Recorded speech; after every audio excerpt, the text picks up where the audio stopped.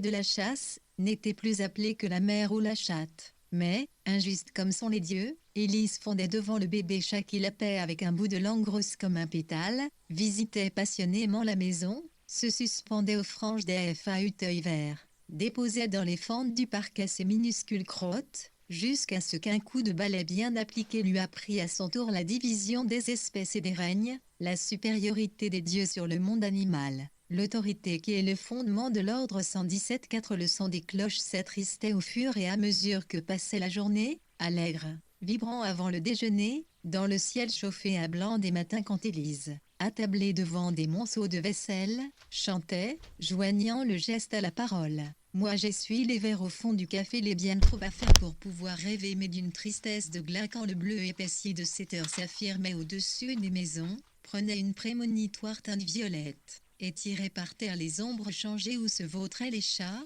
dans lesquels Élise dépliait un relax pour lire plus à son aise. Accroupie à ses pieds, coiffée d'un bob par mimétisme, la petite fille lisait un club des 5 d'Annie Blyton. Les chats jouaient avec des mulots, y enfonçaient voluptueusement leurs griffes. Un rose léger commençait à toucher les tuiles fêtières. Le soir, de clarté de jour, on allait arroser les roses du parterre. Elle se tenait très droite, très découpée, appuyée contre l'air immobile comme elle se serait appuyée aux parois d'un vase. La petite fille aidait à porter l'arrosoir. Pendant que l'eau coulait sur la terre sèche, les dieux faisaient l'éloge des roses. Ils vantaient pour chacune la qualité de son parfum, sa couleur qu'altérait un peu qu'approfondissait. On dit la transparence neutre qu'avait dans cette région, tout spécialement l'été, le crépuscule. Le monde est beau, les dieux voulaient que leur enfant en prenne la mesure. Ils lui faisaient remarquer des nuances tendres d'ongles, des rouges de caillots de sang, tirant sur le noir. Certaines étaient mousseuses, prêtes à se défaire, dilatées et informes, d'autres rondes et fermes, gorgées d'eau, avaient l'air troisième coquetiers en caoutchouc. Il lui montrait le soir, la paix, ce reste de jour dont s'éclaire la dernière heure du travail. Il lui montrait la lune, à cette heure, sur la peau du ciel encore bleu, on aurait dit la cicatrice, à peine visible, d'une brûlure. Chaque soir, en nous, maintenant, comme cette cicatrice, rien ne changeait de place, la lumière seule baissait. La petite fille, en short et en sandales, se grattait légèrement le cou, attendant que fût terminé l'ardent panégyrique. Parfois au même moment, de tendres couleurs roses commençaient à mouiller le ciel, le drame de l'univers se jouait dans les hauteurs. C'était comme si l'axe du monde avait peine chaussé, une douce et triste obliquité gagnait les ombres de la cour, les tiges des roses, leur reflet scrupuleux, imperceptiblement agrandi. On restait debout, avec l'arrosoir vide, et même la petite fille se grattant légèrement le cou sentait bien que les mots n'avaient pas suffi, que rien ne suffirait jamais. Alors, moitié pour faire plaisir, moitié déjà par comédie, pour faire état de son sens esthétique, sous le regard des dieux émus, elle prenait une inspiration, basculait en avant et se fourrait le nez dans chacune des coupes fraîches au doux parfum de fruits. Au coucher du soleil, elle essayait de sauter à pieds joints sur son ombre, mais c'était peine perdue. L'ombre était longue, élastique, avec des 119 jambes plates et disproportionnées comme celles d'Olive. Elle sautait avec clic et se cassait à angle droit sur les murs. Les rôdes sentaient le blé sec. La lumière rasée plus appuyée du couchant faisait ressortir le blanc de la façade sur laquelle les dieux qui mettaient le couvert pour le repas du soir profilaient leurs bras et leurs têtes comme les formes de Zeus, Héra et Déméter sur les amphores hellénistiques. Elle essayait, en repliant les doigts, de reproduire des têtes de faon, des oreilles de lapin, des gueules de crocodiles. Il va y avoir de l'orage, disait Élise. Je sens mon rhumatisme. Debout, à la fenêtre, dos tourné, impuissante devant la catastrophe, elle renfonçait machinalement une épingle glissée de son chignon. Le ciel devenait noir comme l'intérieur d'un puits. On entendait en l'air ce bruit de meubles qu'on déplace. Tu vas m'aider à rentrer des relax. C'est curieux, continuait Élise, ça me rappelle toujours la guerre, les bombardements. Il y avait sur les vitres de grosses mouches presque violettes. Les reflets sur les vases ou les poignées de portes en porcelaine se réduisaient à de très fins linéaments. J'ai peur, disait la petite fille. Ce n'est rien. C'est l'orage, c'est bon, ça donne à boire aux plantes, aux oiseaux, ça soulage. Et soudain, du ciel noir s'écrasait dans la cour, ajusté à leur cible, visant la terre séchée. Société 121 Rille, 3 ou 4 grosses gouttes larges comme des larmes d'enfant. Un courant d'air fermait une porte. Les chats couraient de travers avec une drôle de dégaine souple. Les chats n'en menaient pas large, ils s'étaient coulés à l'abri de la cave. Lorsqu'une goutte touchait leur moustache, ils avaient l'air secoués par une décharge électrique. La petite fille sursautait parce qu'il y avait eu un éclair. « Viens mon lapin », disait Élise. « C'est de l'orage. » La pluie démouillait les murs, une grande douche fluide, elle rinçait le goudron de la route qui devenait de la couleur des pneus en caoutchouc. La pluie cognait sur le châssis de la véranda, noyait les vitres d'une pâte épaisse, coulait en robinettes des gouttières, répandait par terre les pétales de gloire de Dijon, de Sleeping Beauty. La petite cour devenait triste comme un cimetière. La pluie glissait sur le plastique cireux des grands arômes, sur les feuilles raides des hortensias. La terre sentait la chlorophylle, la rose mouillée, le bouillon de chou froid. La pluie rouillait les bicyclettes, faisait rouler de petits cailloux blancs et lisses. Les lointains du ciel devenaient mauve lilas. La pluie, discontinue, plus douce, ramollissait la reliure d'un livre oublié par terre, noyait dans une assiette ébréchée un quignon dédaigné par le chat. « C'est bon pour lui », disait Élise, « l'eau de pluie, il n'y a jamais rien eu de plus pur. » Des oiseaux se mettaient à chanter. Pendant longtemps encore, longtemps, lorsque le ciel se serait tari comme un linge bien tordu, comme lorsqu'Élise avait tordu la nappe trempée en une grosse tresse, des gouttes continueraient à tomber de partout, des branches, du toit. Vous glisserez dans le cou. La nature n'oublie rien, la nature met du temps, comme nous, à se calmer, à se remettre. Chaque goutte déposée grossissait le terme des fleurs, rappelant ces préparations de microscope dans lesquelles madame avait fait observer de grosses paramécies ourlées de cils, indécises, visqueuses. Alors, la petite fille mettait ses bottes en caoutchouc. Elle allait recenser les petits escargots à pâmes sur les murs, et tâter de l'index leurs antennes courbes, humides et molles comme des graines de soja d'œufs en maillot de bain. Elle sautillait sur la route, portant un ancien sac à main au fermoir constitué de 2 crochets de métal. Dans l'échancrure de son maillot, ronde comme une anse, le dos chauffé par le soleil devenait rouge, avec en son milieu les petits osselets saillants de la colonne.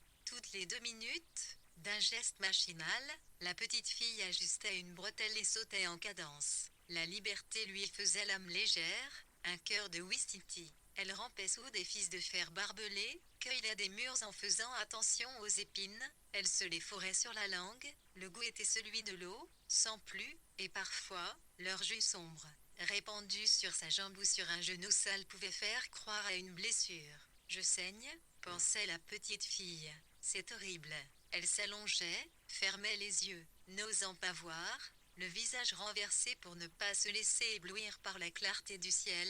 La même clarté éblouissante fourrait le centre des citernes. Elle y creusait des puits de vide. Peut-on saigner sans cicatrice ? Je suis morte. Un court instant, avec de grandes satisfactions, elle se représentait les dieux agenouillés autour de son cercueil, les dieux en larmes, les dieux en deuil, toutes leurs offenses vengées d'un coup. Avec peut-être sur cette tombe, ce genre de petit ange en porcelaine, dodu comme un baigneur, extrêmement décoratif, tenant une plaque, « À notre enfant chéri ». L'enfant chéri se regrettait, l'herbe lui chatouillait le cou, elle se redressait, s'asseyait à l'abri, actionnait délicatement les crochets dorés du fermoir, sortait du sac son appareil à faire des bulles. Elle plongeait le manche en plastique dans l'eau mousseuse, soufflait. Une membrane irisée tremblait comme une larve de chenille, de la clarté s'arrondissait tout autour. La bulle finissait par se détacher, flottait de travers vers avant d'aller crever sur une épine.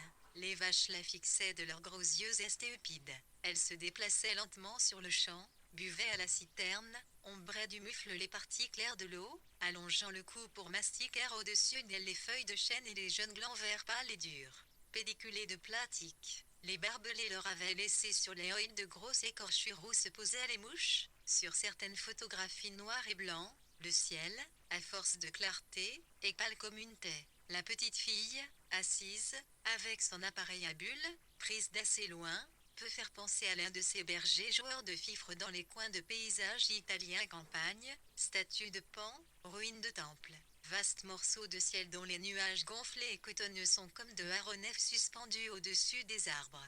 Tout y est immobile, trois profitant des loisirs que lui donnait l'été, Monsieur Aubin photographiait inlassablement la campagne. Il collectionnait des échantillons de réalité. Il s'efforçait de différencier des moments qui, aux yeux d'ignorants, fussent apparus tous identiques, mais qui émerveillaient les habitants de la maison par leur spéciale intégrité. Il les reconnaissait, ils identifiaient les années à leurs impondérables millésimes, il se fiait à de toutes petites choses, la couleur d'un short, celle d'une robe, le degré de maturation d'un poirier, la tache noire sur le museau d'un chat, qui permettait de démêler le fil des généalogies, de se repérer dans cette immensité du temps sans forme. Ils aimaient les photographies de Monsieur Aubin. Rien ne leur était plus agréable que de se voir. Bon public, ils riaient de leurs propres grimaces, comme de celles de lions ou de singes. Ils se penchaient sur les photographies, pleins de tendresse, se disputaient quand ils faisaient des confusions. Leurs erreurs n'étaient jamais graves. La petite fille est photographiée devant la maison avec sa porte, toujours ouverte, laissant passer les courants d'air. Très souriante, elle tient à la main cette tartine, c'est un peu comme son attribut la flèche du dieu amour, les ailes de Mercure, la roue de Sainte Catherine. Elle pose parmi les dieux, en robe Vichy, dans un paysage bucolique, couché de soleil, a consigné Monsieur Aubin, dans son album. 7 heures du soir, elle est photographiée le jour de son mariage avec son fiancé, Thierry. Thierry porte sa casquette de marin toute neuve, à visière de plastique violet, la petite fille a le torse serré dans le jupon de mariée de tante Cécile. Un mètre de rideaux entortillés dans les cheveux, elle manie gracieusement son bouquet de pâquerettes. Bras dessus, bras dessous, le couple minaudant défile sous les applaudissements d'Élise et de quelques voisins. Elle est photographiée, apparaissant au même Thierry, en équilibre sur une pierre, toujours voilée du maître de rideau. La petite fille joignait les mains, proférait « Je suis l'Immaculée Conception, faites construire une basilique ». Thierry, coiffé d'une serviette éponge, s'était laissé convaincre d'accepter une figuration dans le rôle, mineur, de Bernadette. Mais il concevait sa contribution dans une perspective purement comique, et les modèles de sa composition étaient Buster Keaton ou Laurel et Hardy. D'ailleurs, sur une autre photographie, prise peu de temps après l'apparition, Bernadette Soubirous et la Vierge se pourchassent, jupon troussé, avec des pistolets à eau, signe d'un différend notable sur l'interprétation, 126 chaque fois qu'un moment méritait d'être conservé dans les mémoires. Monsieur Aubin le photographiait avec son appareil japonais. Grâce à lui, ces images subsistent. On voit la petite cour, le lilas dans un angle, les chats couchés en rond sur un appui de fenêtre, le carrelage odal géométrique, les branches cuivrées du lustre, qui ressemble à celui de l'atelier de Vermeer. On voit des choses blanches, des objets qu'on n'avait jamais aperçus, dont on avait perdu jusqu'au souvenir, et qui nous frappent. Oui, c'était là, comme ces guêpes mortes, miraculeusement embaumées, qu'Élise avait extraites du cassis de l'année dernière. 4 Monsieur Aubin photographie à Élise apportant la tarte aux poires du dimanche, sa spécialité, la pâte tiède, légèrement émiettée, toujours brûlée sur son pourtour, avait de fins dépôts de caramel, mais on sentait que ces brûlures, ces légères imperfections, précisément, seraient exquises, quelle ferait la spécificité de l'objet, savoureux mais humain une tarte maison. Élise la transportait de ses terres affairées, mal content qu'elle prenait pour masquer son orgueil, les mains emmaillotées dans les torchons de cuisine. On mangeait sous la véranda de jardin. La lumière qui passait au travers était éblouissante, elle brillait contre les parois à facettes des petits verres d'apéritif, sur les lames des couteaux à manches de corne spécialement démaillotés de leur papier de soie pour le repas dominical. Le beurre fondait en huile. La petite fille fermait les yeux, les membres lourds, couverts des roses marbrures de la chaleur. Elle entendait les voix baisser d'un ton, il fait trop chaud, elle dort, la rose du vase se défaisait, perdait lentement ses pétales, jonchait la nappe de lunule rouge comme les carreaux ou les cœurs d'un jeu de cartes. Et quelle figure nous promettait ce jeu pour l'avenir? Quelle dispersion de tout, quel inconsolable chagrin. Des guêpes pompaient ardemment le caramel des poires cuites et s'approchaient des joues rougies de la petite fille. Fais attention, des coups de serviette les écartaient. C'est dangereux, les guêpes, surtout quand on ouvre la bouche, la mâchoire enflée on étouffe, on peut mourir. Le venin monte au cœur. Par quel chemin? Tous les chemins mènent au cœur. Ce serait bête de mourir pour une cause aussi sotte. on n'aurait que les yeux pour pleurer, après, disait Élise, coupant sa tarte, glissant la pelle sous la pâte encore tiède, soulevant une parte presque pieusement, vous m'en direz des nouvelles. Les cuillères remuaient le sucre dans les petites tasses en limoges la bordure dorée à l'or fin, à la place où, parfois, à la fin de certains déjeuners, par la plus grande des faveurs, on avait le droit de poser les lèvres.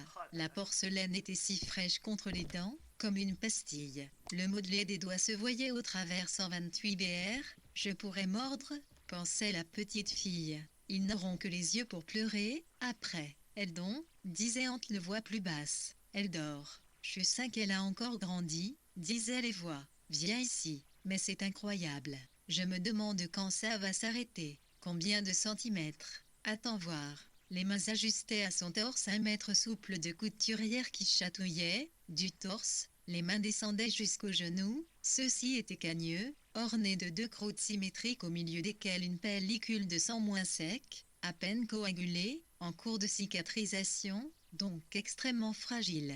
Présentait la luisance raffinée d'un rubis, la petite fille était tombée de bicyclette. 3 centimètres, disaient les voix. On ne peut plus suivre.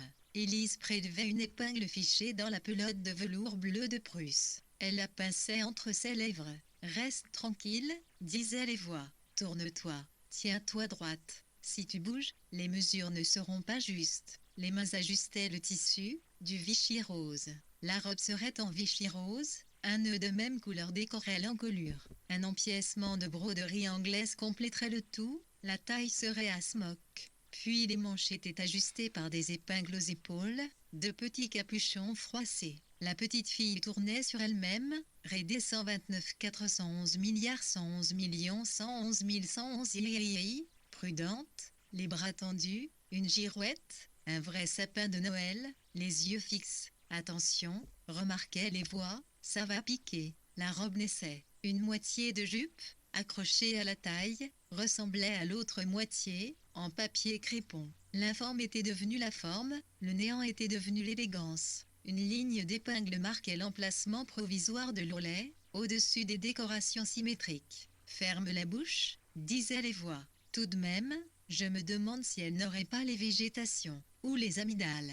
Tu devrais en parler au docteur, la faire examiner, ça s'opère. Regarde Stéphanie, je me demande si ça ne serait pas la solution. Stéphanie, ça l'a bien arrangé. Une solution, disaient les voix, l'opération. Attention, j'enlève les épingles, ça va piquer. Les manches étaient glissées le long des bras de la petite fille, déposées sur la table, comme 2 lanternes de crépon. Elle était à la lisière de la véranda, toute nue, dans la culotte petit bateau qui lui remontait à mi-ventre. Elle était pleine d'images barbares. Elle voyait des couteaux et du sang, elle voyait le poulet décapité duquel Élise, élargissant les orifices de la nature, extrayait ses glandes sombres, gélatineuses, que consommait Minet avec délectation. Mais les voix continuaient, que mettrait la petite fille cet hiver, avec ce processus qui n'en finissait pas, sa jupe écossaise serait beaucoup trop courte, il faudrait acheter de nouveaux tissus, des patrons. C'était très joli de grandir,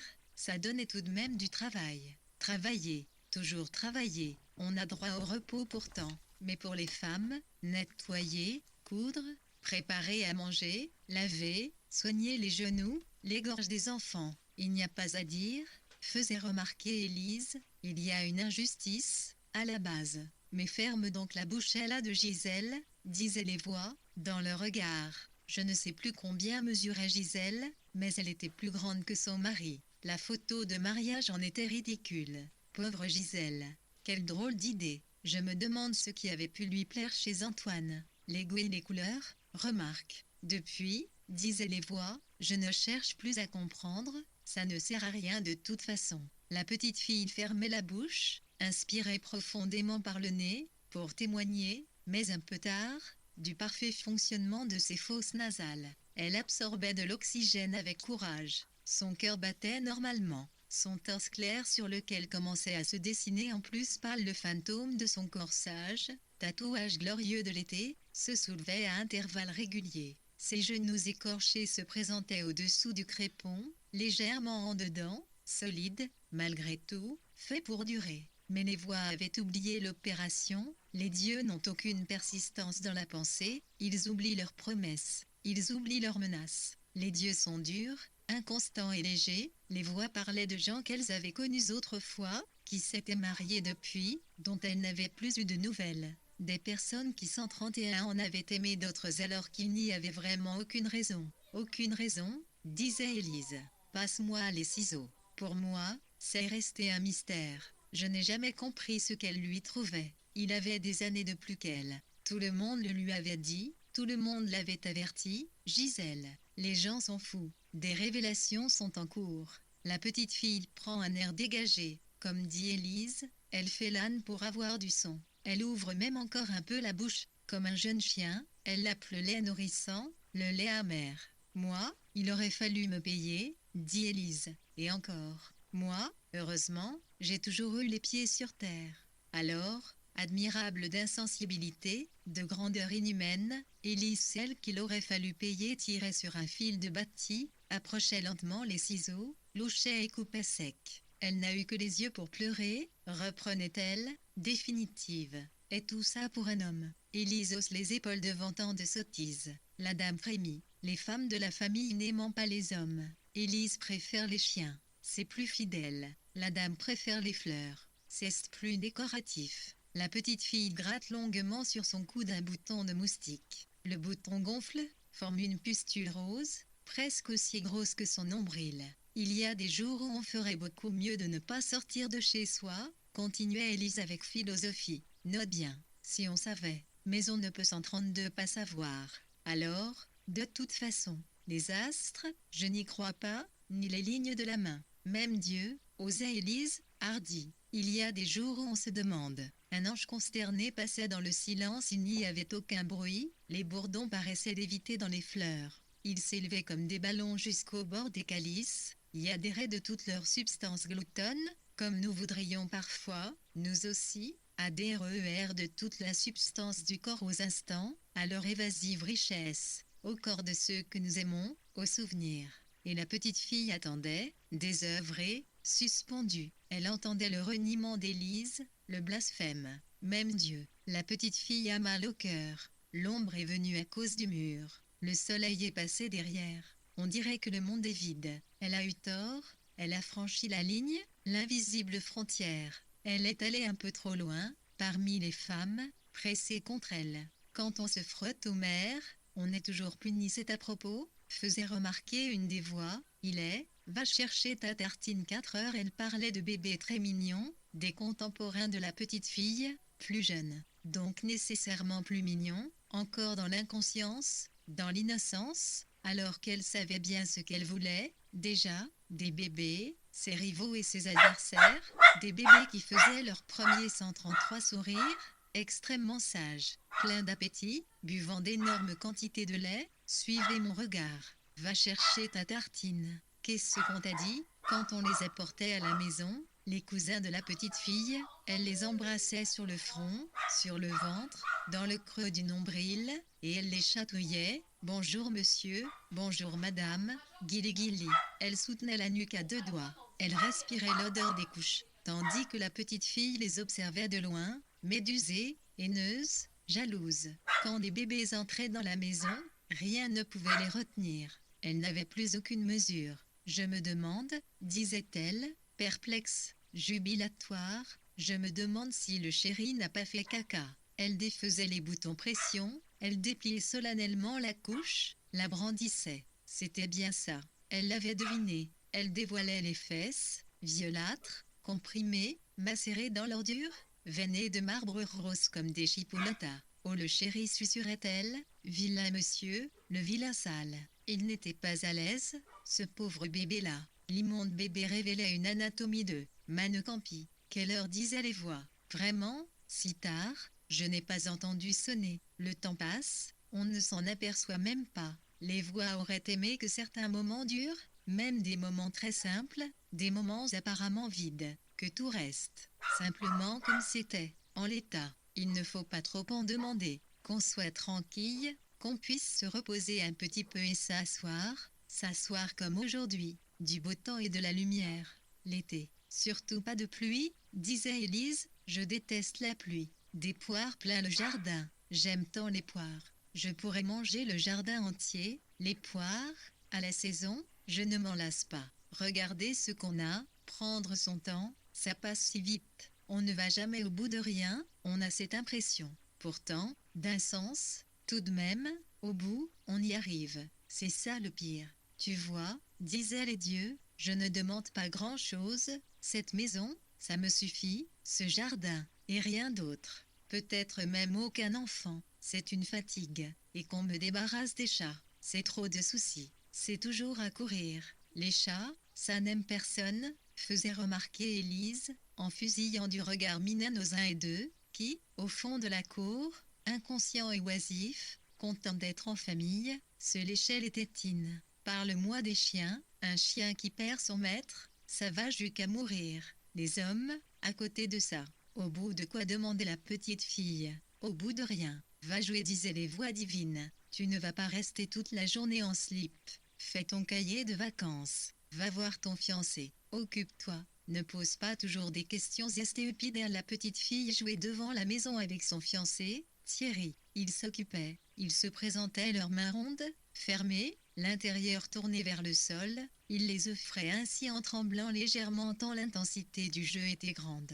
L'une des mains était vide. L'autre main contenait un caillou. Il serrait le caillou fortement dans le creux chaud et mou des paumes, comme une perle dans une huître. Et ils hurlaient, perdus. Ou alors, ils expérimentaient des supplices. Ils se tordaient mutuellement les poignets jusqu'à former sur la partie la plus sensible, sur les petits os saillants de l'articulation, une fine rayure rouge, délicate ciselure liée à la compression des chairs, comme un bracelet physiologique. Ou bien, variante de la même expérience, ils se serraient le poignet avec un élastique. Ils souffraient en serrant les dents, ils observaient les résultats, calculaient leur degré de résistance, et comparaient. Ils se racontaient des histoires d'assassins, des histoires de fantômes, des histoires de voleurs. Le vie était palpitante, à les entendre. Ils commentaient ensemble les photos de John Fitzgerald. Ils parlaient de l'Amérique. Ils discutaient. Leurs jambes s'ornaient des raflures pâles et de croûtes séchées, qui chatouillaient, et qui se détacheraient bientôt lorsqu'ils seraient guéris, tomberaient dans la nature comme des pétales de fleurs, libérant une parcelle de peau neuve, stérile, d'un rose vif, poussée là, à l'abri de l'air, une vraie peau de bébé. Ils passaient de longs moments à scruter leurs genoux, pleins d'intérêt pour ces métamorphoses, ils se régénéraient. C'était eux, et pourtant rien de ce qu'ils étaient ne serait conservé. C'était l'été. Pourtant rien de cet été ne devait se survivre. Ils battaient tous les deux des jambes contre la marche de ciment sur laquelle ils étaient assis côte à côte. Leurs fesses étaient pareillement gelées car la marche était froide. Ils parlaient d'eux-mêmes sans aucune mesure, ils s'épataient. Les risques qu'ils avaient courus étaient extrêmes. Les notes qu'ils avaient eues étaient sublimes. Des dieux, voilà ce qu'ils étaient. De futurs dieux, en toute simplicité, mis à part le calcul. Pour se mettre en vedette, la petite fille récitait à Thierry son grand succès, le lac d'Alphonse de Lamartine. Assez de malheureux ici-bas vous implore, disait la petite fille, battant allègrement la marche au rythme de l'alexandrin. Y dit à cette nuit, soit plus lente, et l'aurore, pendant qu'elle récitait, Thierry, viril et consenu, peu sensible à la poésie, s'occupait les mains le front plissé comme Kirk Douglas. Du canon de 137 son pistolet à eau, il visait les pétales de gloire de Dijon, ou de Sleeping Beauty, des pétales qui se détachaient par instants, alourdis et séchés, soudain privés de leur attache avec le cœur vital. Framant soyeux et presque sans substance d'un vêtement d'arlequin, mais les roses restaient vivantes, elles se refémoraient doucement à l'humidité de la nuit. Thierry visait Minet numéro 1 accompagné de Minet numéro 2, son fils. Un chat dans l'âge ingrat, dans l'âge de transition, ayant déjà perdu les charmes de l'enfance. Minet numéro 2 ne jouait déjà plus. Méfiant et circonspect, maigri par sa croissance, il se nettoyait le museau et les surveillait de loin, désœuvré, vaguement méprisant, car il savait que ces hommes en réduction n'avaient aucun pouvoir sur sa pâtée. Éternité, néant, passé, sombres abîmes, clamait la petite fille, que faites-vous des jours que vous engloutissez? Parlez, nous rendrez-vous ces extases sublimes de chaque fois que les dieux voulaient sortir de la maison, leurs jambes heurtaient les fiancés. En effet, Par une inconséquence ou un caprice sur lesquels Élise se permettait d'attirer l'attention, les fiancés étaient toujours assis dans les courantes des roues dans les jambes, entre tous les endroits où ils pouvaient s'asseoir, ce qu'elle recommandait avec un peu d'énervement, les endroits pratiques pour tout le monde, meilleurs pour la santé, comme par un fait exprès les fiancés choisissaient le pire. Ils étaient dans les jambes et le regard 138 à 1 111 111, Gouy sournois n'augurait rien de bon, ils auraient pu participer à toutes sortes de tâches d'intérêt général, d'intérêt national. Ils auraient pu ranger leurs jouets, ils auraient pu faire leur cahier de vacances, ils auraient pu se laver les mains, se faire couper les ongles, ils auraient pu se rendre utiles, essuyer la vaisselle, mettre la table. Mais non, ils étaient là. Pire, ils traînaient. Leur oisiveté tenait de la provocation. « Qu'est-ce que vous faites encore » disait Élise. « Il va être l'heure de rentrer. » L'heure de rentrer était une formule passe-partout, une épée de Damoclès commode. Elle comblait les trous de la communication entre le monde des dieux et celui des enfants. Élise avait recours à cette menace chaque fois qu'elle surprenait les fiancés et qu'elle n'avait pas d'observation à leur faire, rien de spécial à leur communiquer, en dehors des suggestions habituelles, de l'imaginaire reconstitution, par de là le monde réel, des formes désirables d'un monde possible, où leurs mains auraient été propres, leur obéissance absolue, leur cahier de vacances terminé, leur soumission parfaite, monde d'ailleurs lui, même inclus dans un monde où Élise n'aurait pas été veuve, où l'ébauche aurait définitivement disparu de la surface de la terre, espèce condamnée comme celle des grands diplodocus. Les fiancés n'ignoraient rien de l'existence du monde possible, mais ils l'envisageaient avec de solides bases philosophiques. Car ils étaient des rocs, les vagues montaient à l'assaut de leurs genoux, mais ne les usaient point. Ils étaient des roseaux, ils pliaient mais ne se laissaient pas déraciner. Ils faisaient semblant de ne pas entendre, leurs 139 regards devenaient lointains, leurs oreilles se fermaient, comme celles des saints, aux rumeurs suspectes du monde. Ils étaient ulcérés, leur cœur se contractait. La petite fille secouait la tête, en apparence pour dire oui, en réalité au rythme d'une chanson puissamment scandaleuse que Thierry lui avait apprise. Napoléon est mort à Sainte-Hélène. Son fils Léon lui a crevé le bidon. Ils avaient des tartines différentes au goûter car leurs parents ne prenaient pas le même pain à la boulangerie. Ils s'observaient pendant qu'ils mangeaient leurs tartines. Ils comparaient la vitesse à laquelle ils allaient, la vitesse à laquelle ils atteignaient la barre de chocolat dur et caché qui occupait le centre. Ils faisaient des mesures, ils gagnaient des concours, ils goûtaient, pain et chocolat, chocolat au lait, chocolat noisette. Ils faisaient des échanges. Puis, la petite fille posait sa moitié de tartine sur le coin de la marche et faisait une démonstration de corde à sauter. Pendant ce temps, Thierry dégainait et visait tranquillement le pêcher de vigne. Il essuyait ses doigts couverts de chocolat sur le short de la petite fille, pour la faire punir. En représailles, elle lui glissait de la terre dans le cou et même des araignées qu'elle savait attraper par les pattes, n'ayant pour ces bêtes agiles et filiformes aucun dégoût. Elle se sauvait à toute vitesse pour éviter le pistolet. Il s'amusait beaucoup. Le matin, la petite fille sortait en sautillant de la maison, l'air dégagé un pied, puis l'autre dans son genre kangourou, c'était son mode de propulsion naturel. Elle avait aperçu Thierry par la fenêtre. De son côté, Thierry guettait, l'air non moins dégagé, coiffé dès le saut du lit de sa nouvelle casquette, le pistolet au poing, le profil espagnol.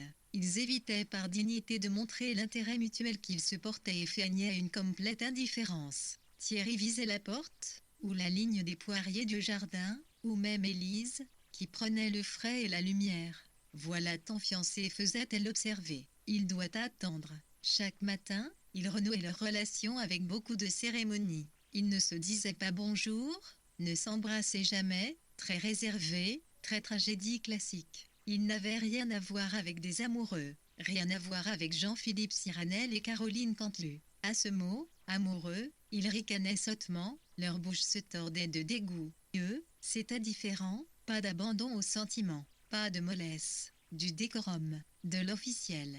Ils se mariaient en grande pompe, casquette, jupon, bouquet de pâquerettes 3 tous les matins. Ils se rapprochaient l'un de l'autre et se montraient, l'air naturel, vaguement méfiant leur fameux air de ne pas y toucher. Un objet qu'ils n'avaient pas encore eu le temps de se montrer, susceptible de les intéresser, d'enrichir leur point de vue sur le monde. Ils le regardaient pendant un certain temps et exploraient ses possibilités. Quand ils trouvaient quelque chose de vivant, une fourmi ou une coccinelle, ils la sentaient remuer contre leurs doigts, ce qui leur donnait la chair de poule. Certains jours, Thierry apportait une balle de 144 Eslo Sali, Sudavizny, OA, SMO APFT Olga Puetiavia, AR point d'interrogation PNB Lupio 2,10 puis posa, Afflua, DINE. 19 Tua ANB Saoma Peda 3R Kftion Tiges JV 111 Oan Nuit ou Caoutchouc, et il la lançait dans la direction de la petite fille, ce qui simplifiait la prise de contact. Parfois, après avoir émis quelques interjections bruyantes qui prouvaient qu'il était à cheval, Thierry ne se déplaçait jamais à pied, il proposait d'aller voir des lapins ensemble. Ils se mettaient à trottiner l'un derrière l'autre, ils passaient le long du mur, la tête haute, agités d'un mouvement spasmodique, lié au cheval. La lippe molle, ils chevauchaient fièrement sur des collines, ils ignoraient Élise, patronne d'un saloon hostile à leurs intérêts, ils hennissaient l'un après l'autre. Ils abattaient Monsieur Aubin qui venait de leur adresser un petit signe de connivence inoffensif, pas de pardon dans l'Ouest, ils contournaient le saloon ennemi et s'approchaient des cages. Des centaines de lapins les observaient, l'œil oblique et cerné d'antimoine. Il y en avait de gros et de petits, copies conformes. D'abord, ils observaient le mouvement hallucinant de leur nez, puis ils glissaient des pailles entre les maillons de la grille. Alors, un lapin s'approchait et venait grignoter l'herbe à petites secousses, comme une machine à coudre grignote le fil. C'était le jeu du couturier et de la couturière. 4 Ils étaient soumis à l'épreuve comme les chevalières du Graal. Vers le milieu de l'après-midi, Élise s'étirait avec intention, posait son livre écartelé sur sa chaise longue. Elle se plantait devant le tiroir du buffet, fouillait entre les santons, les écrins et les ménagères, disait très haut, est-ce que quelqu'un serait intéressé par un bonbon par hasard, ou donc est-ce que je l'ai mise? Voyons voir. Puis, ayant extirpé la boîte de berlingots, elle faisait sonner son contenu d'un air tentateur. Qui veut un berlingot? Très honoré, ils s'avançaient l'un derrière l'autre, plongeaient la main très en hauteur, essayant d'assurer leur choix sans en avoir l'air, par pure délicatesse citron, anis, ou menthe, qu'ils convoitaient tout particulièrement, à cause de la couleur. Dès qu'ils avaient saisi le berlingot, ils relevaient la tête, arrêtaient leur regard sur un point indéterminé, et articulaient sur un ton de récitation très uni, « Merci beaucoup ». Ayant dit, ils se fourraient le berlingot dans la joue droite. « Je n'ai pas très bien entendu », insinuait Élise, menteuse. « Merci qui? Merci beaucoup mamie », reprenait-il, exaspéré, vaincu, un ton plus fort, regardant toujours la ligne bleue des Vosges. « J'aime mieux ça ». Il s'en allait en sautillant, soulagé, adoubé, contendu malgré tout, de bons enfants d'une excellente éducation, des enfants qui avaient de la tenue, qui ne feraient plus tard honte à personne. On les trouverait très agréables de fréquentation. Leur exquise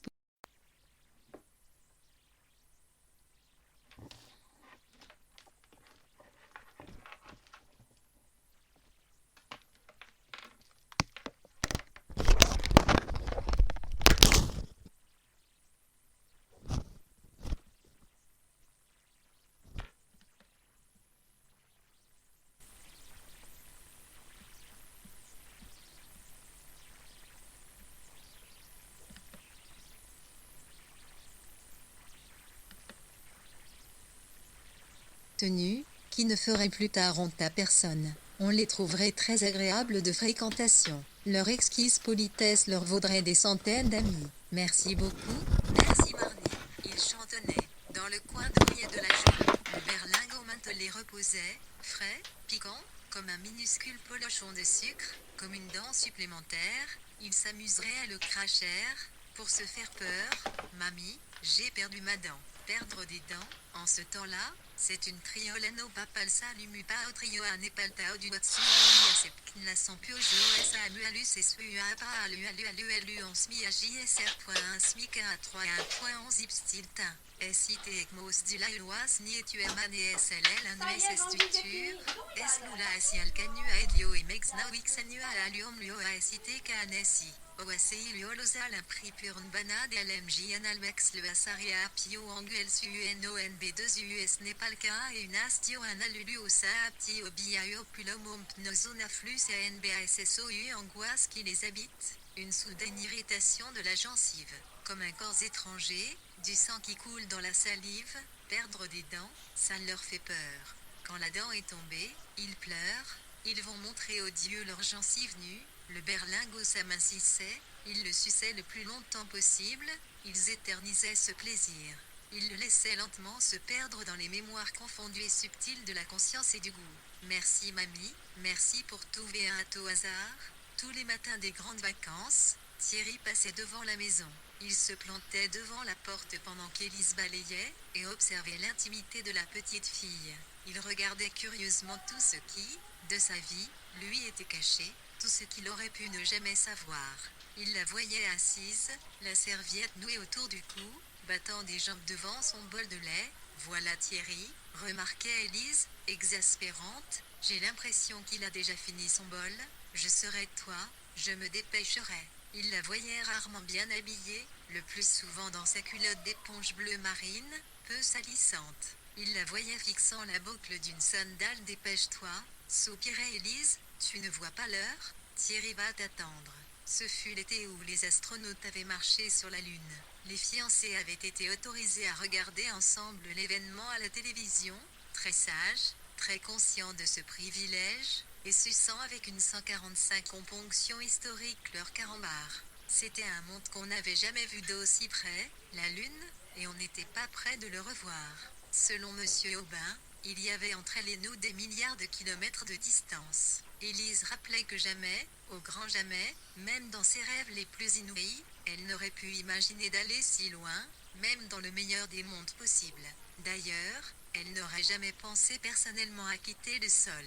Mais ça donnait l'idée de l'intelligence de l'homme, sa PER mettait tous les espoirs pour les générations futures. Assise sur la banquette de velours vert olive, remplie de gratitude pour les carambars et pour le spectacle, la génération future admirait. Il faisait nuit sur la Lune, comme de juste. La surface était grise, tout ondulée de dunes cendreuses. Armstrong, Aldrin, Collins tanguaient doucement comme de gros bibans d'hommes. Il n'y avait ni chien, ni lumière, ni musique. Rien ne tenait les hommes au sol, aucune plante n'aurait pu être attachée à aucune tige. On la montrait aux fiancés, la Lune, aux fiancés, ces privilégiés de l'histoire, qui voyaient ce que des milliers de générations n'avaient pas pu voir.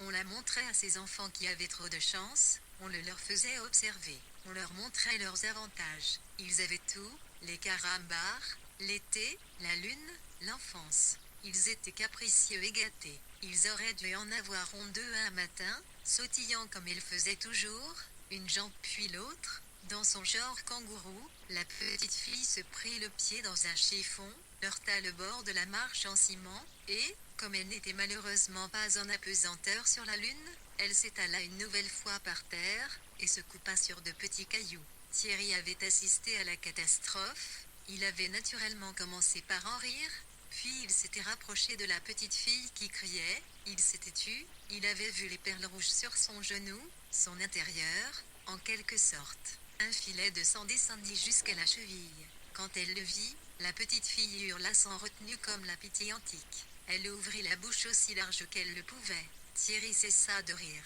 Il regarda curieusement les larmes de la petite fille, ces larmes transparentes qui lui barbouillaient le visage, des dents qui secouaient son buste. On aurait dit qu'une nouvelle personne était apparue. Appuyant les mains sur ses cuisses, il se pencha lorsque la dame appliqua le coton de mercurochrome, parlant de la sottise de cet enfant qui ne pouvait pas rester en place. Il regarda les couleurs violacées se nuancer sur l'écorchure. Dans un silence impressionnant, la petite fille fut emmenée dans la maison. Elle reparut quelques minutes plus tard, pâle et vexée, le genou couvert d'une gaze rouge. Elle s'assit sur la marche, et se mit à coiffer sa poupée, sans regarder Thierry. Quelques minutes de gêne avaient suivi. La petite fille brossait les cheveux de la poupée avec une application vengeresse, ostentatoire. Blessée, ayant accès au monde supérieur et tragique, elle regardait, elle le manifesta clairement, tout ce qui l'entourait comme de la boue. Après avoir actionné quelque temps sa gâchette, Thierry finit par demander d'un air distrait et fonctionnel ça te fait mal. Il n'y eut pas de réponse. Il réfléchit un peu, dansa d'un pied sur l'autre, tira quelques coups de feu méditatifs.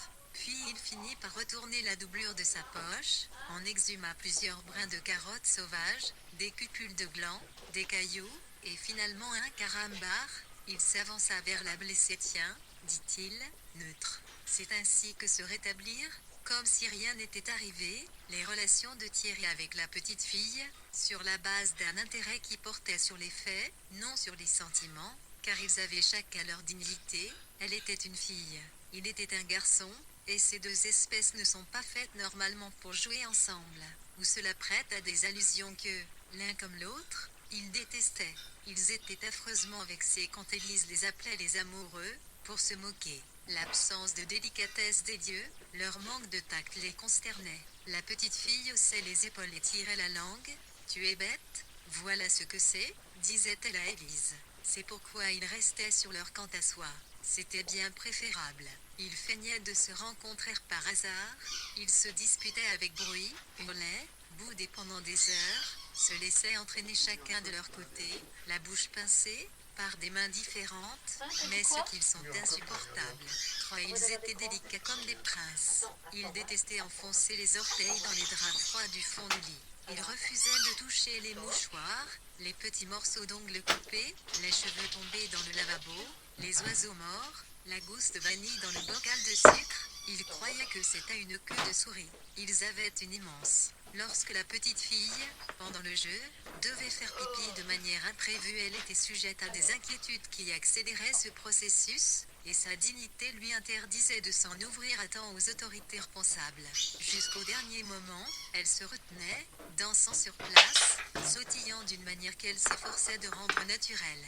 Mais ses paroles devenaient légèrement incohérentes, si bien que souvent Élise, de son regard divinateur, instruit des causes cachées et de leurs effets, l'expédia au cabinet. Mais tant qu'Élise ne l'avait pas aperçu, livrant une guerre perdue d'avance, refusant de s'avouer vaincue par la nature, la petite fille, tenaillée par l'envie, sautait sur place, décrivait de petits cercles, faisait des entrechats, s'élevait du sol, soudain douée d'une vélocité de l'udion sous le regard de plus en plus surpris de son partenaire. Finalement, incapable de résister, elle courait se cacher derrière un tuya, et, de son astre tranché, de cette guérite de plein air, elle criait à Thierry toutes sortes de menaces. Va-t'en, criait la petite fille. Ne me regarde pas ou je me venge. Si tu cherches à me voir, je ne te parle plus de ma vie. Et de même, sur la plage, quand la dame soulevait un peu trop la cabine de bain pour ôter le maillot humide, laissant voir à des étrangers, à des ennemis, peut-être même à des satires. La petite fille toute nue, humide, vulnérable, les fesses reflets de sable gris et de débris de fucus. Je me vengerai, tu t'en repentiras, hurlait la petite fille. Et elle pleurait, car personne ne devait la voir. C'était un principe, son corps était secret, c'est pourquoi elle rajustait ses bretelles, elle lissait ses jupes pour qu'elle ne montre pas ses genoux. Elle ne se présentait jamais aux dieux sans sa culotte. Tout en criant, elle se traînait sur plusieurs mètres pour changer de cachette.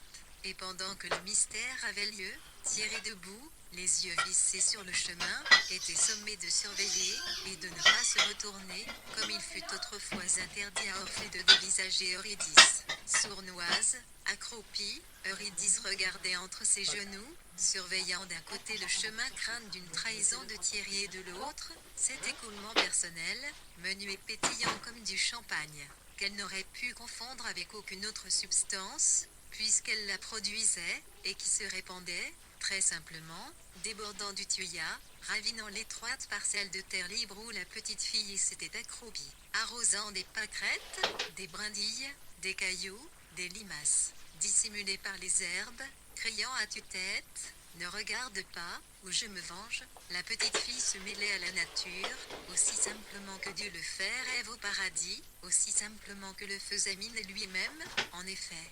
Des filets menus à l'odeur aigre que les tas de sable absorbaient, témoignaient du même abandon, de la même liquidité, donc de la même obscure faillite chez tous les existants. Évidemment, dans ces cas-là, incapable de résister à la tentation, Thierry criait à la petite fille qu'une personne s'avançait sur le chemin.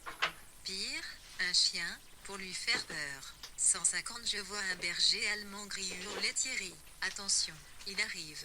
Elle se reculottait à toute allure avant la fin du processus, et courait derrière lui, l'air dégagé, avec une sensation d'humidité pénible 4 pendant la sieste, quand on ne les surveillait pas. Ils allaient tourner le robinet de la cave et s'arrosaient en retenant leurs cris, mais la joie leur poussait dans la gorge comme de grandes fleurs violentes et rauques. Le robinet était en fonte, taché de vert de gris. Ils inséraient leurs doigts entre les branches, et poussaient le plus fort possible. Quand ils n'arrivaient pas à le fermer, ils étaient pris d'angoisse épouvantable, car ils avaient désobéi, un filet d'eau accusateur continuait à couler et coagulait la poussière. Ils s'enfuyaient. C'était dans ces moments qu'on les trouvait dans le couloir, l'un à côté de l'autre, ils avaient un air louche. Ils filaient de biais, en sautillant, le long des jambes. Ils jouaient au saloon. Thierry faisait le tour de la maison en gambadant, il émettait un son qui pouvait être interprété selon les cas comme le hennissement d'un cheval ou le coup de frein d'une voiture, ce n'était en tout cas pas son moyen de locomotion naturelle. Chacun avait la liberté d'apporter sa contribution personnelle à l'interprétation. Ce qui avait été un cheval pouvait, à volonté, se transformer en voiture, pouvait être à la fois un cheval et une voiture. Ils étaient libres. La maison pouvait être un pénitencier, un magasin, un château fort, la cour pouvait devenir Massabielle, où s'agenouillait Bernadette, dans une splendide scénographie. Thierry sautait théâtralement de son cheval, tirait un coup de feu en l'air et entrait au saloon, où la petite fille, très affairée, très commerçante, très femme, son collier de perles de plastique autour du cou, servait la citronnade dans un vieux service à liqueur. Elle chantonnait: « Bonjour monsieur, vous désirez, cela vous fera 4 francs et 50 centimes, et elle encaissait 5 cailloux. Il va être l'heure de rentrer, disait la dame, apparaissant tout à coup sur le seuil. Notre-Dame inflexible, obscur pressentiment. La dame, en robe claire, venant de l'intérieur, une apparition fugitive, le premier signe, surnaturel, de la soirée. Car rien n'annonce les soirs d'été. Le soleil était encore haut, sa lumière était encore parfaitement mêlée aux particules du ciel, la matière restait visible dans toutes ses faces, et même dans ses reliefs. Et pourtant, cet étirement suspect des ombres, la large flaque à gauche des voitures, comme du sang renversé. Et pourtant, cet éblouissement sur les vitres, comme un diamant, comme un cristal. Il faisait semblant de ne pas le voir. Sinon il se serait mis à pleurer. C'est si triste, le soir qui vient. Mais il ne voulait pas le voir, il se durcissait, il jouait avec application, concentré, fermé à la douloureuse volupté des soirs. Il 153 jouait et il s'empêchait de pleurer, 2 francs 10, et avec ceci, c'est si triste, les soirs d'été, le cœur se remplit de chagrin. On dirait que le cœur ne peut pas supporter, qu'il est plein d'eau, comme une éponge, on dirait que le cœur est malade. Ils étaient peut-être malades, ils avaient peut-être la fièvre. Il aurait fallu prendre leur température, il aurait fallu les soigner, il aurait fallu les presser contre des ventres chauds, comme des chats. Il aurait fallu les serrer dans les bras, comme les tout petits bébés, leurs cousins. Le soleil devenait orange, mollissait comme un œuf au-dessus des arbres. Il saignait. La dame, les soirs d'été, venant de l'intérieur, au moment où tout basculait, où tout était encore possible. Dans un autre pays, dont les lois eussent été différentes, dans un monde autre, la lumière aurait pu se survivre. Des jours plus immobiles auraient pu exister. Simplement des matins. On aurait pu rester à cette enfance du jour, à celle du monde. Mais la dame avait déjà disparu à l'intérieur, le signe avait été donné, il est l'heure de rentrer, proférait Élise en écho, car elle venait de croiser les fiancés très affairés, consommant avec fébrilité leur citronnade. Rangez vos affaires, tout de suite. Dépêchez-vous, je ne vais pas le répéter 2 fois, lavez-vous les mains.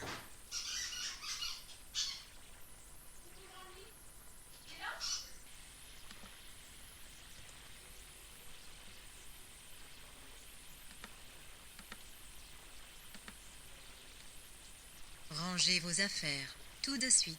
Dépêchez-vous, je ne vais pas le répéter 2 fois, lavez-vous les mains. Il faisait semblant de ne pas entendre. Dans les maisons un peu plus loin, celle d'où venait Thierry, dont on apercevait, séparées par la route, les portes de garage ouvertes sur des grottes sombres dans lesquelles on ne voyait rien, car c'était l'intérieur et l'intérieur n'est pas atteint par la lumière. D'autres enfants jouaient à des jeux invisibles. Leurs ombres et les ombres de leurs jeux s'allongeaient. Ils mettaient leurs mains sur leurs yeux et comptaient jusqu'à 10 avant de se poursuivre, Ils jouaient au cheval, aux pommes-pieds, aux Indiens. Ils étaient les parents et les dieux de toutes sortes d'ombres minuscules.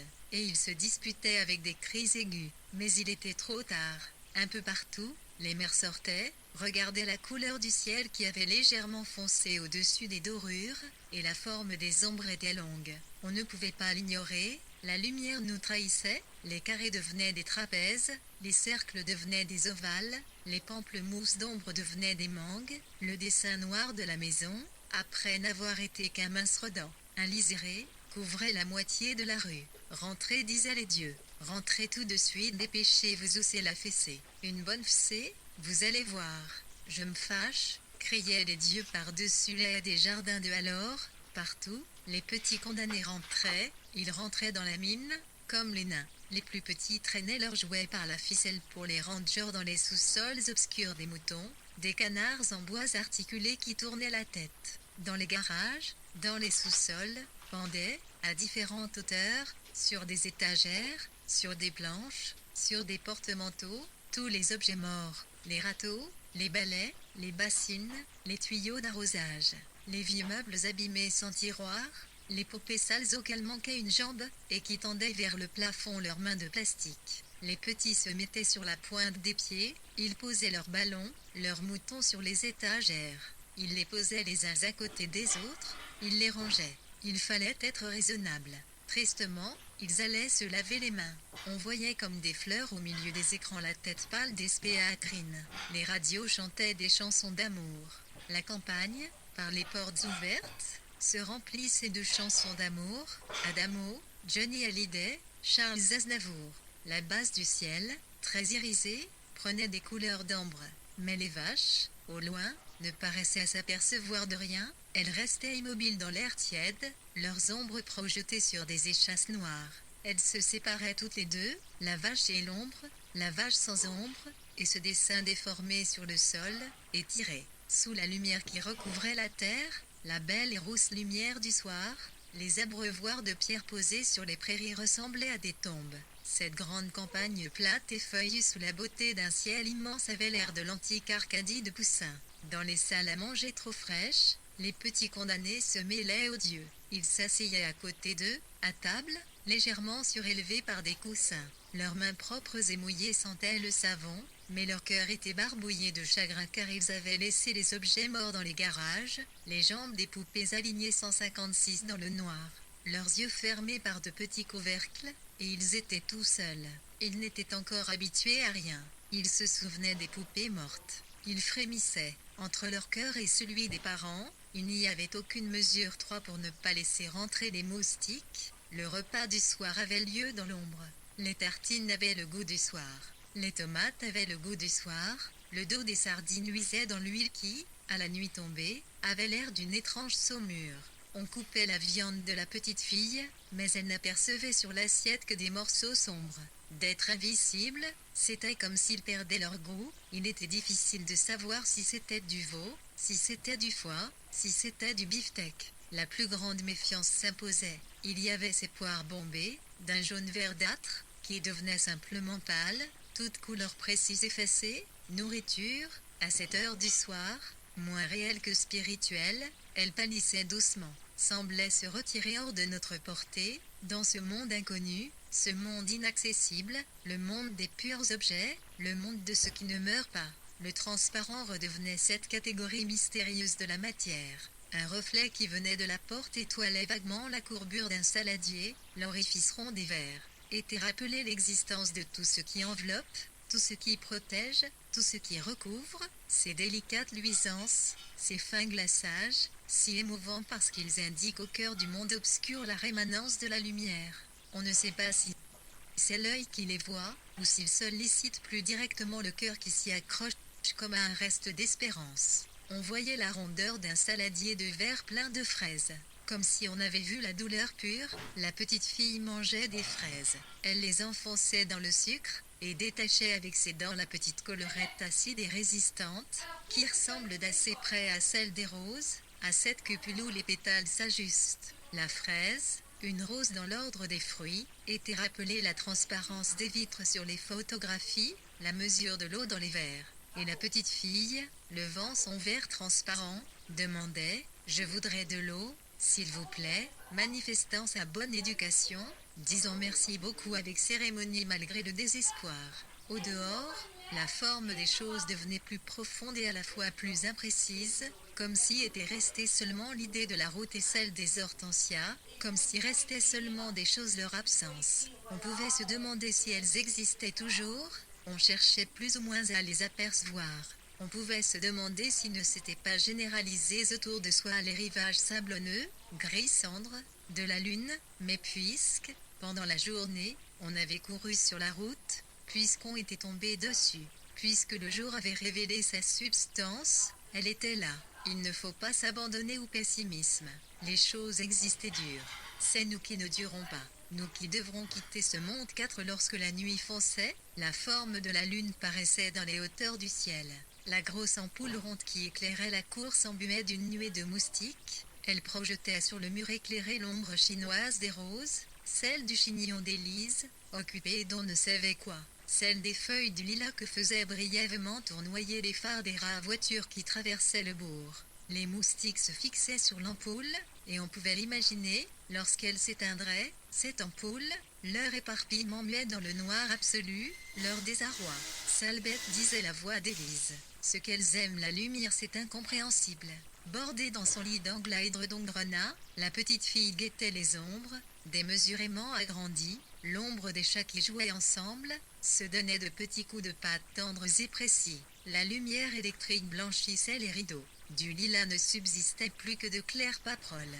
Quelques chiens attachés aboyaient. Toutes sortes de taches lumineuses liées à la diversité de la matière éclairée suscitaient au niveau du sol des présences insolites.